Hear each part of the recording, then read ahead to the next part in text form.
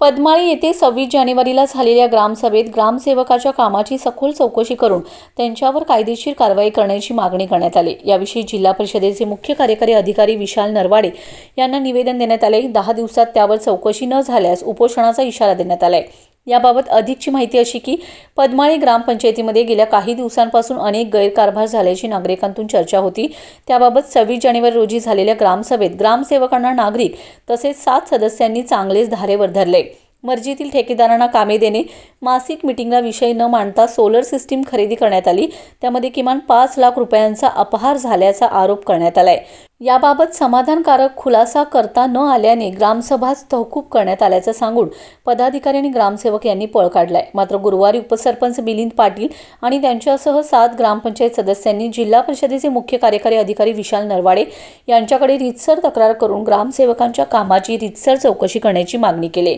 सदर गैरकारभार हा गंभीर स्वरूपाचा असून प्रशासनाने याची दखल घेऊन योग्य ती कारवाई करावी, अन्यथा जिल्हा परिषदेसमोर उपोषण करण्यात येणार असल्याचं ग्रामस्थांच्या वतीने सांगण्यात आले। यावेळी ग्रामपंचायत सदस्य वर्षा पाटील, सुमन पाटील, अभिजित जगदाळे, दिलीप शिंदे, निर्मला सूर्यवंशी, अश्विनी कोळी, सोनम पाटील तसेच संघर्ष समितीचे अध्यक्ष अमित शेडबाळे, सनी करीम, दत्ता शिंदे, धनंजय खांडेकर, सुनील जगदाळे आदी उपस्थित होते।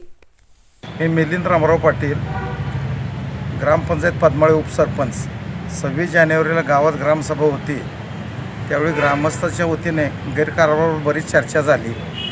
त्यावेळी ग्रामसभा ही ग्रामसेवकांनी तहकूब केली आणि प्रोसिडिंगवर माझा संबंध नसताना त्यात माझं नाव घातले अनुमोदक आणि सूचक म्हणून। माझा त्याच्याशी काही सोलरचा विषयाशी काही संबंध नाही। 13 लाखाचं प्रोसिडिंग घालून त्यांनी कमी खर्चात सोलर बसवलेलं आहे अशी ग्रामस्थांची चर्चा होती। त्या अनुषंगाने आम्ही 7 ग्रामपंचायत सदस्य व ग्रामस्थ CO सरांना भेटून त्यांना रीतसर अर्ज दिला।